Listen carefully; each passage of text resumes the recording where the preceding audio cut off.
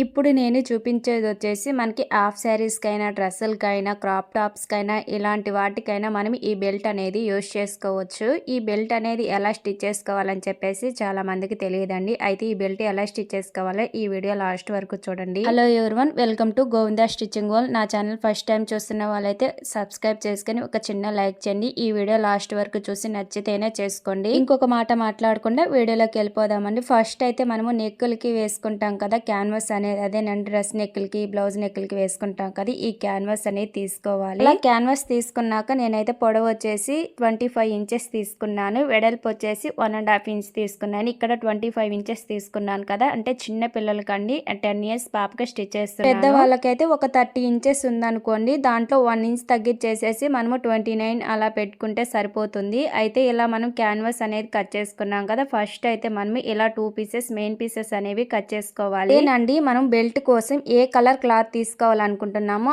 ఆ colour cloth అనేది 2 pieces గా కట్ చేసుకోండి. అది వచ్చేసి ఎన్ని ఇంచెస్ కట్ చేసుకుంటారంటే, మనం బెల్ట్ కోసం క్యాన్వాస్ అనేది 1.5 ఇంచ్ తో కట్ చేసుకున్నాం కదా, దానికి ఇంకొక 1 ఇంచ్ యాడ్ చేసుకొని 2.5 ఇంచెస్ గా కట్ చేసుకోవాలి. అలా కట్ చేసుకున్న దాన్ని మనం ముందుగా కట్ చేసుకున్నాం కదా క్యాన్వాస్ అనేది, ఆ మెయిన్ పీస్ మీద పెట్టేసి ఉల్టా సైడ్ ఐరన్ చేసుకోవాలి. అలా ఐరన్ చేసుకున్న తర్వాత ఇంకొక పీస్ అనేది ఉంది కదా, ఆ పీస్ అనేది మనము సీదా వైపు, అదేనండి మెయిన్ పీసులు రెండు చూపుడు మాపుడు అంటారు కదా, ఉల్టా సీదా అంటే అర్థం కాని వాళ్ళు ఉంటారు కదా, చూపుడు మాపుడు అనే చూపుడు వైపు 2 క్లాత్లు అనేది పెట్టేసుకొని అవి లోపలికి వెళ్ళాలన్నమాట.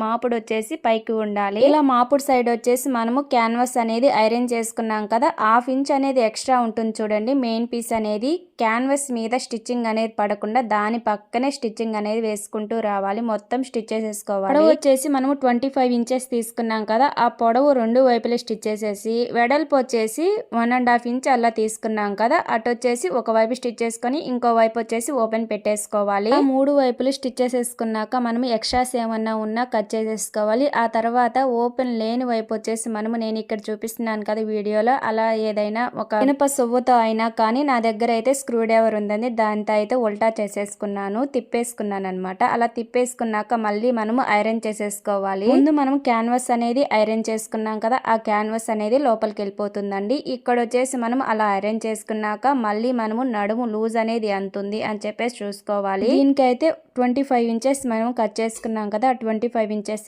ఉంది, కానీ నేను 24 ఇంచెస్ కి కట్ చేసేసుకున్నాను. అలా కట్ చేసుకున్న తర్వాత దాన్ని అయితే ఇప్పుడు మనము లోపలికి 1/2 ఇంచ్ ఫోల్డ్ చేసేసుకొని ఒక స్టిచ్ వేసేసుకోవాలి. అలా స్టిచ్చింగ్ వేసేసుకున్న తర్వాత ఇప్పుడు మనము దీనికి బ్యాక్ థ్రెడ్స్ అనేవి స్టిచ్ చేసుకోవాలి. ఈ బ్యాక్ థ్రెడ్ కోసం వచ్చేసి నేను బ్లౌజ్ లో పీస్ తీసుకున్నాను. నేను బెల్ట్ కోసం స్టిచ్ చేసేది వచ్చేసి పావడాల పీస్ అన్నమాట. అయితే మనము బ్యాక్ థ్రెడ్స్ కోసం ఎలా తిప్పుకుంటామో సేమ్ అలానే ఈ థ్రెడ్ అనేది తిప్పేసుకోవాలి. ఈ థ్రెడ్స్ వచ్చేసి 15 ఇంచెస్ విడ్త్ తోటి ఇలా నేను స్టిచ్ చేసుకున్నానండి. అంటే ఒక్క పీస్ వచ్చేసి 15 ఇంచెస్, 2 పీసెస్ స్టిచ్ చేసుకున్నాను అనమాట. ఇలా 2 పీసులు స్టిచ్ చేసుకొని ఇక్కడ మనం ఇలా యాడ్ చేసుకోవాలన్నమాట. అలా యాడ్ చేసుకోక ముందు ఇప్పుడైతే వీటికి మనం హ్యాంగింగ్స్ అనేవి స్టిచ్ చేసుకోవాలి. నేనైతే ఇలా రెడ్ క్లాత్ తోనే వేసేస్తున్నాను, అంటే మనకి చిన్న హ్యాంగింగ్స్ అనేవి స్టిచ్ చేసుకుంటే చాలా బాగుంటాయండి. బ్లౌజ్ కి బ్యాక్ డోరీస్ కి హ్యాంగింగ్స్ స్టిచ్ చేస్తాం కదా, అలా పెద్ద పెద్దవిగా కాకుండా ఇలా చిన్నవి మీడియం సైజ్ లో స్టిచ్ చేసుకుంటే సరిపోతుంది. వీటికి వచ్చేసి నేను ఒక్కటే స్టిచ్ చేశాను, 2 అలా 3 అలా స్టిచ్ చేసుకోవచ్చు. అలా ఆ థ్రెడ్స్ అనేవి స్టిచ్ చేసుకొని పక్కన పెట్టేసుకున్నాను. ముందుగా మనం బెల్ట్ అనేది ప్రిపేర్ చేసుకున్నాం కదా, ఆ ప్రిపేర్ చేసుకున్న దానికి వచ్చేసి ప్లెయిన్ గా ఉందని చెప్పేసి నేను ఇలా లేస్ అనేది యాడ్ చేస్తున్నాను. కస్టమర్స్ అయితే ఓన్లీ ప్లెయిన్ బెల్టే స్టిచ్ చేయమన్నారు, కానీ ఇలా బాగుండదని చెప్పేసి నేనైతే లేస్ యాడ్ చేశానండి. ఈ లేస్ అయితే నా దగ్గర ఈ కలర్ అయితే దానికి తగ్గట్టుగా ఈ కలర్ అయితే కొంచెం సెట్ అయిందని చెప్పేసి దీన్ని యాడ్ చేశాను. కానీ ఇలా మనం బెల్ట్ స్టిచ్ చేసుకునేటప్పుడు మంచి లేస్ కానీ తెచ్చి వేసుకున్నాం అనుకోండి చాలా బాగుంటుందండి. అదేనండి, క్యాన్వాస్ లేస్ అయినా కానీ కట్ వర్క్ లేస్ అయినా కానీ మంచి లేస్లు ఉంటాయి కదా, అలాంటివి తెచ్చుకొని వేసుకుంటే లుక్ అయితే చాలా బాగుంటుంది. ఇలా లేస్ వేసేసుకున్నాక ముందుగా మనము ప్రిపేర్ చేసి పెట్టుకున్నాం కదా ఈ థ్రెడ్స్ అనేవి మనము ఇలా 2 వైపులా ఇలా రఫ్ చేసేసుకొని స్టిచ్ చేసేసుకోవాలి. ఇంతే అండి, చాలా ఈజీగా ఈ బెల్ట్ అనేది ప్రిపేర్ చేసుకోవచ్చు. ఈ బెల్ట్ కి అయితే నేను థ్రెడ్స్ స్టిచ్ చేశాను. చిన్న పిల్లలకి అయితే హుక్స్ పెట్టుకుంటే సరిపోతుంది, కానీ ఇలా పెద్ద వాళ్ళకైతే ఇలా మనము థ్రెడ్స్ స్టిచ్ చేసుకుంటేనే చాలా కంఫర్ట్ అన్నమాట. ఎందుకంటారేమో,